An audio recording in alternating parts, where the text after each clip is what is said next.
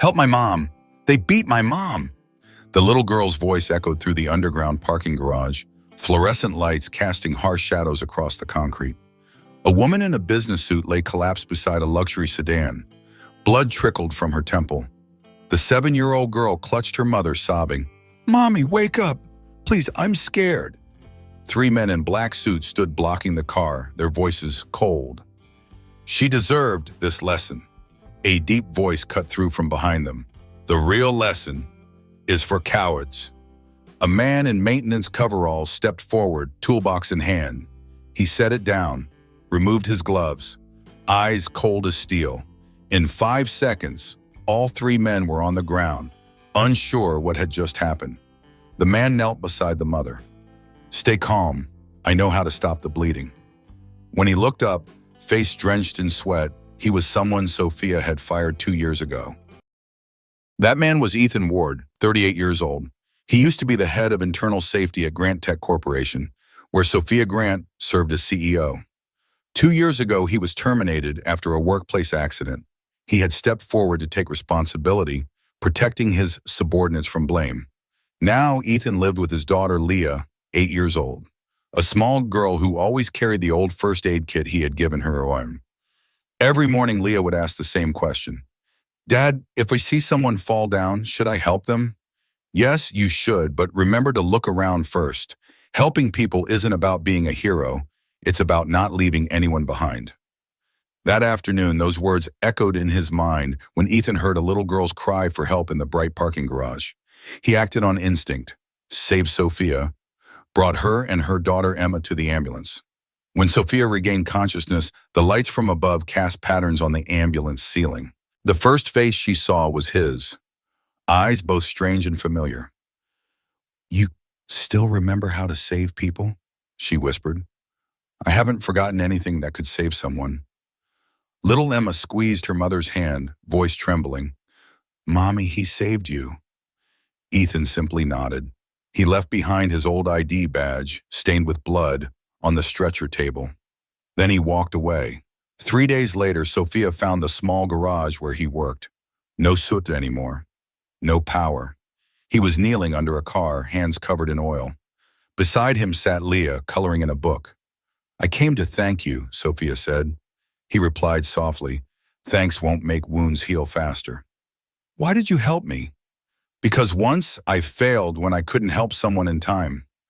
Leah looked up, asking quietly, "Dad, is that person okay now?" Ethan glanced at Sophia. "Now they are." Later that evening, Sophia sat in her office, the old ID badge in her hand. She placed it in her desk drawer, next to a photo of her and Emma. The badge was worn, corners bent, dried blood still visible on the edge. She traced her finger over his name. Ethan Ward, Safety Director. The title she had stripped from him. Outside her window, the city lights blurred through her tears. For the first time in 2 years, she wondered if she had been wrong. Not just about firing him, but about what safety really meant. Not protocols on paper, not damage control after disasters, but people like Ethan, who ran toward danger when everyone else ran away. She closed the drawer softly, the ID badge hidden from sight, but impossible to forget. The next morning, she returned to the garage with coffee and pastries. Ethan didn't look surprised to see her. "I looked into your file," Sophia said. "The accident that got you fired. You saved someone's life that day. And broke company protocol doing it. The protocol was wrong." He wiped his hands on a rag, finally meeting her eyes. "You signed the termination paper yourself." "I know." Her voice cracked. "I know I did." Leah peeked around the corner, then ran over with a bright smile. "Dad, is this the brave lady you saved?" Sophia knelt down to Leah's level. "Your dad's the brave one, sweetie." "I know," Leah beamed. "He saves everybody." 1 week later, Sophia returned to the garage, this time bringing coffee and pastries for all of them. Leah ran out smiling wide. "Miss Sophia, Dad says you're the bravest person he ever saved." Sophia laughed, a rare sound since the attack. Ethan looked over. "She's exaggerating." Sophia replied, "No, she's not. First time anyone called me brave without it being in a press release." The 3 of them sat together in the garage, sunlight streaming through the open door.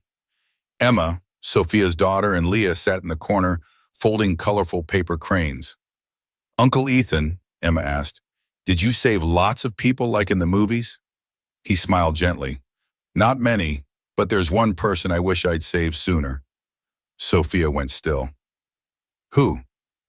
"My colleague. He got trapped in an explosion. I didn't get there in time." She looked at his hands, covered in scars. "So, I fired someone like you." He didn't answer. That night she pulled out the old files and discovered the truth. He had been fired for saving a worker against the director's orders. That person lived. But Ethan was blamed for disrupting operations. Sophia placed her hand on the document she had signed. Her hand trembled. The signature looked confident, decisive. The signature of someone who believed she was making the right call. She had been so wrong. The next morning, she drove back to the garage before dawn, waited in her car until she saw the lights flicker on inside. When Ethan arrived, Leah holding his hand, Sophia was standing by the door. "I owe you twice," she said. "No, just once."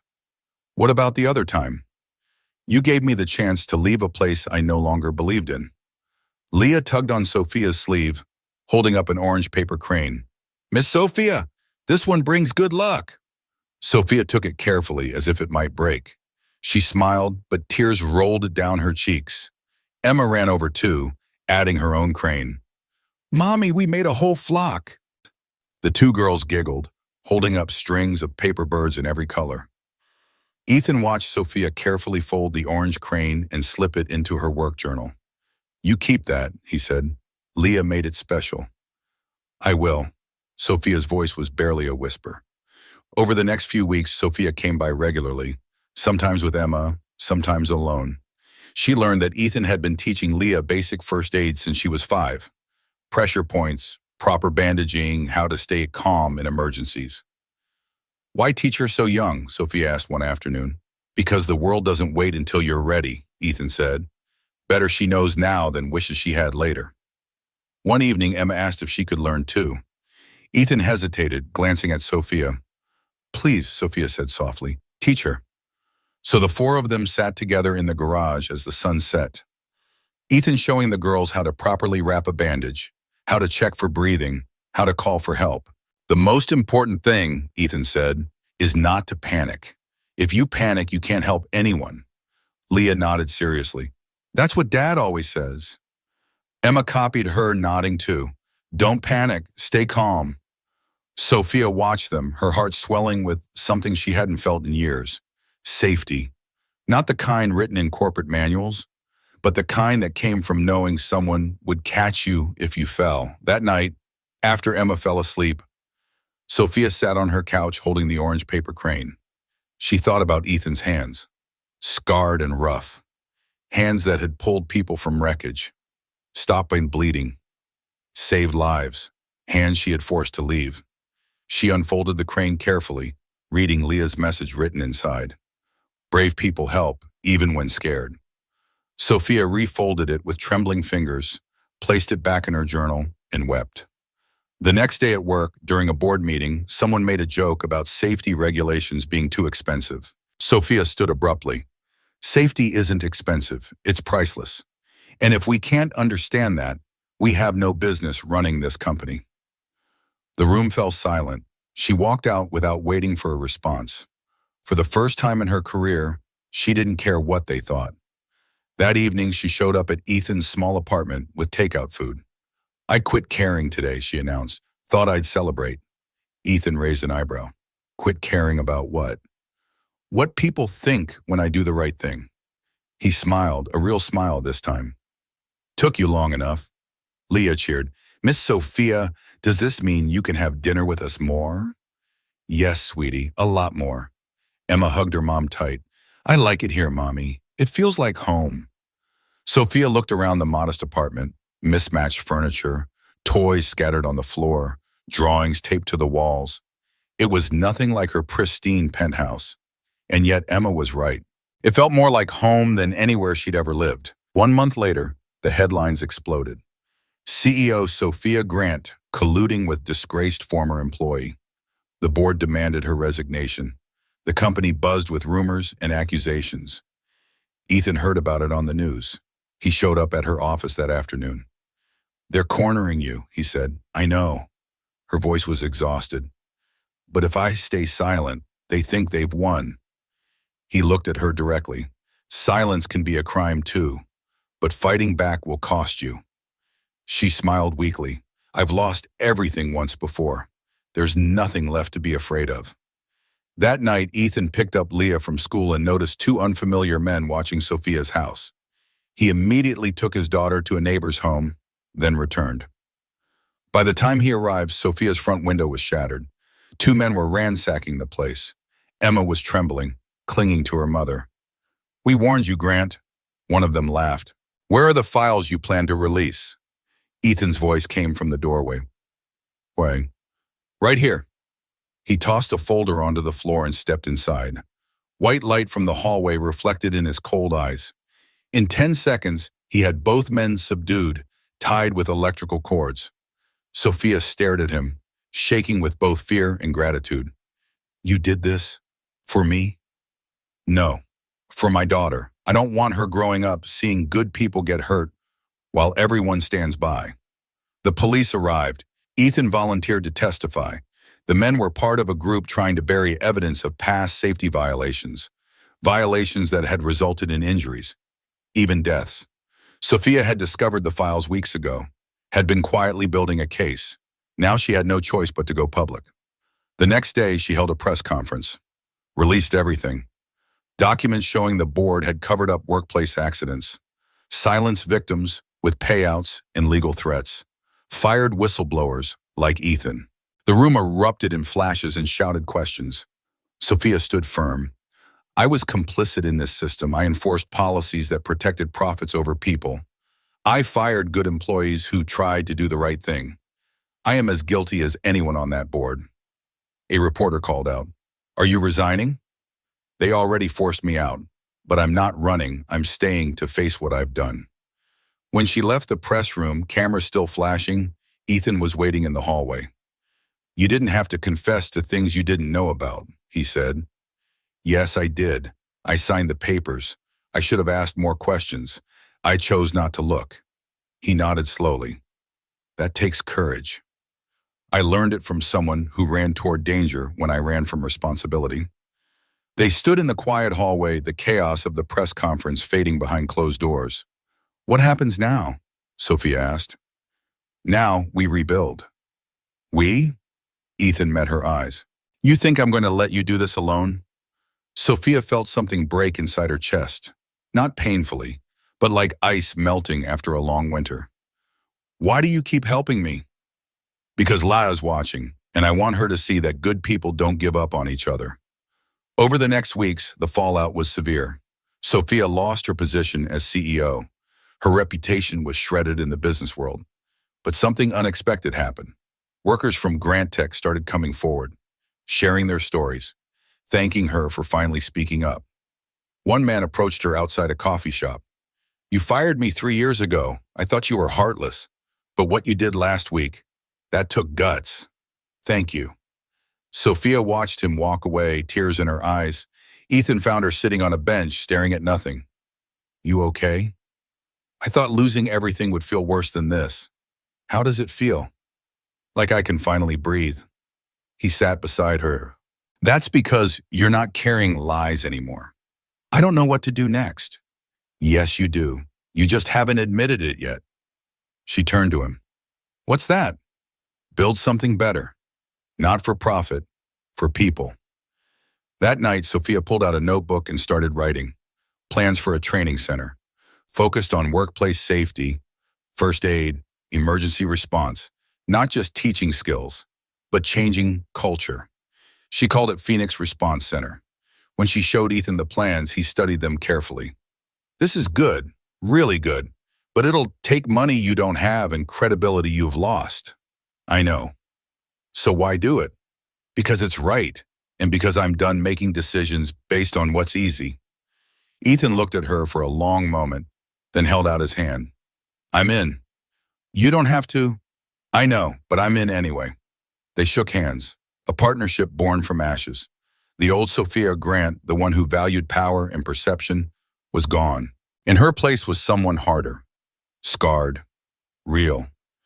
And for the first time in her life, she felt like she was becoming someone worth being. Emma and Leah made a banner for the new center, covered in crayon drawings of people helping each other.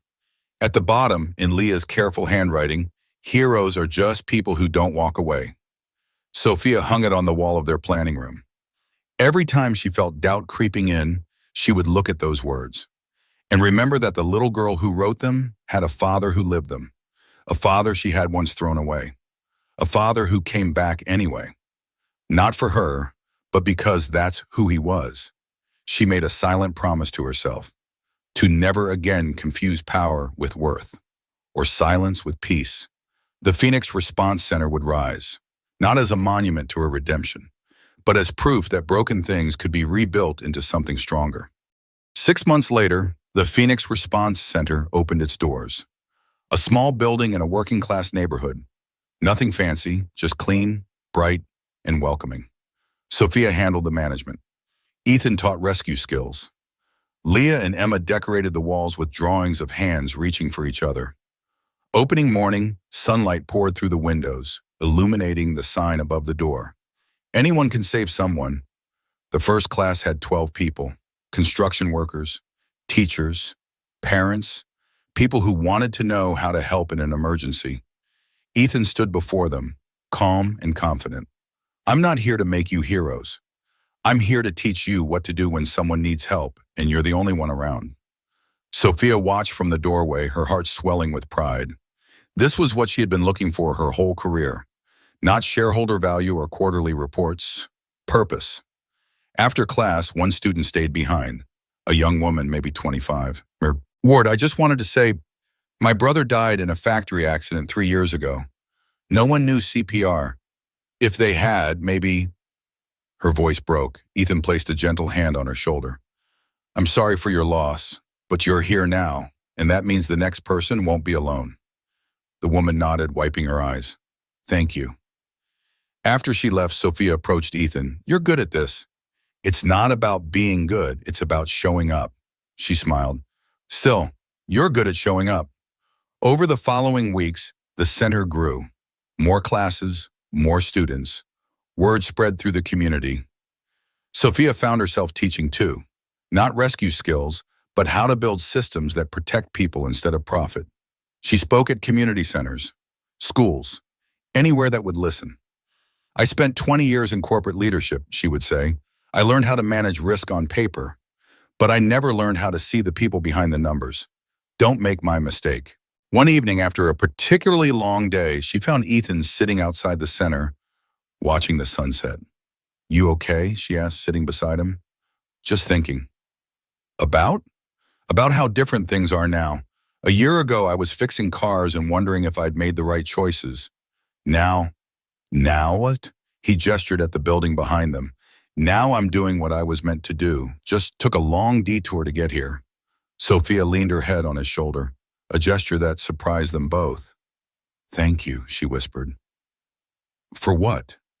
"For not giving up on people, even when people gave up on you." He didn't respond, but his hand found hers, fingers intertwining.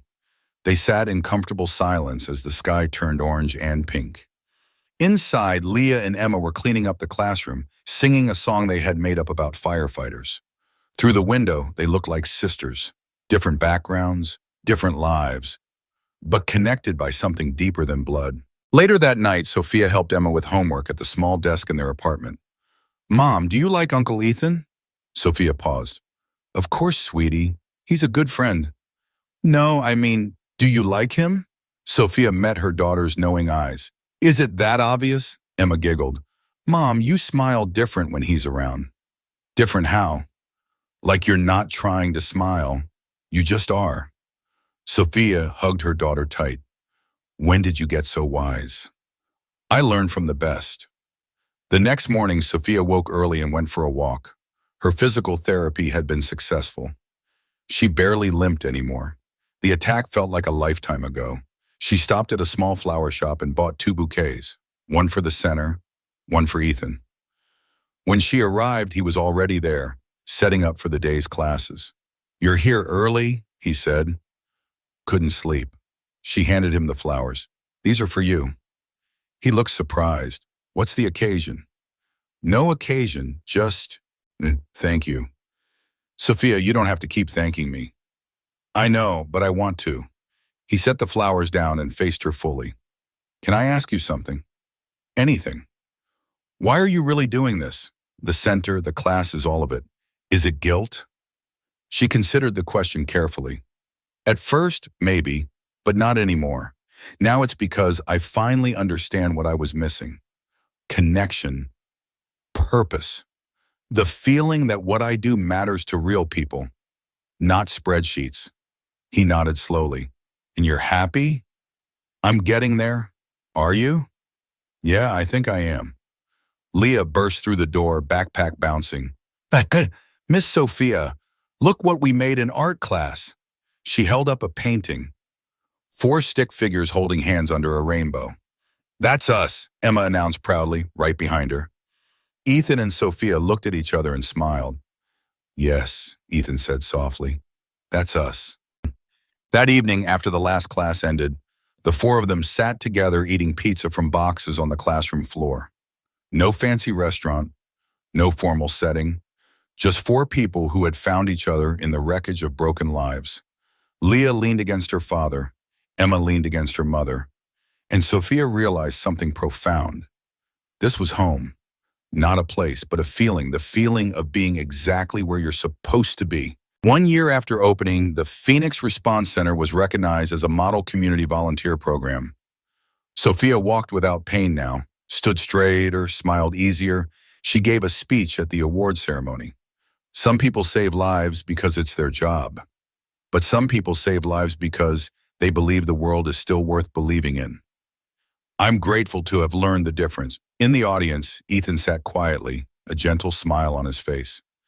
After the ceremony, both girls ran up, hugging them from both sides. "Mom, Uncle Ethan, we made another sign." The new banner showed a small house with words written in crayon above it. "Home." Sophia knelt down, eyes filling with tears. "If you two still need me," Ethan gently interrupted. "Not need, want." She looked up at him, understanding flooding her face. "Want," she repeated softly. He held out his hand. She took it. The morning light streamed through the windows, casting patterns across their faces. The reflection in the glass showed the 4 of them together. Below the glass, engraved in a new plaque, were the words, "Family isn't where you're born. It's where you choose to stay, and choose again, every single day." A breeze stirred the paper crane Leah had hung by the door. Light danced across its surface, making it seem almost alive. Sophia spoke quietly. "I don't need anyone to save me anymore. I've already been saved." Ethan squeezed her hand. "We saved each other." Emma and Leah were already running back to their art table, laughing about their next project. "They're planning something," Sophia said, amused. "Always are." Ethan smiled. "Should we be worried?" "Probably." They stood together, watching their daughters plot and giggle. 2 people who had lost everything. 2 children who had seen their parents at their worst. And somehow, in the wreckage, they had built something beautiful. Not perfect, never perfect, but real and true and theirs. That evening, after the girls fell asleep in sleeping bags in the center's back room, Sophia and Ethan sat outside under the stars. "Do you ever regret it?" she asked. "Getting fired? Everything that happened?" He was quiet for a moment. "I regret the people I couldn't save. I regret not standing up sooner. But regret getting fired?" He looked at her. "No, because it led me here.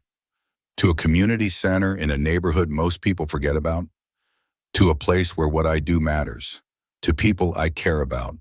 To," he paused, "to you." Sophia felt her breath catch. "Ethan, you don't have to say anything. I just wanted you to know." "No, She turned to face him. "I wanted to say it too. I was just scared." "Scared of what?" "Of losing this, of ruining what we built." He took both her hands in his. "Sophia, What we've built is strong enough to hold this too. She laughed, tears streaming down her face. When did you become so wise? Had a good teacher. She taught me that it is never too late to start over. They kissed under the stars, soft and careful, like something precious. Inside, Leah stirred and peeked through the window. She grinned and nudged Emma awake. Look, she whispered. Emma looked, then smiled wide. Finally! Should we tell them we saw? No way. Grown-ups are weird about this stuff. They giggled quietly and went back to sleep, satisfied that their family was finally complete. Outside, Sophia rested her head on Ethan's shoulder. Think we're doing this right? She asked. I think we're doing it real. That's better than right. She smiled. I can live with that. Above them, stars wheeled across the infinite sky. Below them, two little girls dreamed of paper cranes and heroes who stayed. And between them, two people who had saved each other without even realizing it. Not through grand gestures or dramatic rescues, but through showing up, day after day, choosing each other, choosing this life, choosing love, not because they needed to, but because they wanted to. And that made all the difference. If you believe stories of healing like this deserve to be told, please leave a comment and subscribe to Hidden Heart Stories. We tell the stories that shouldn't be forgotten.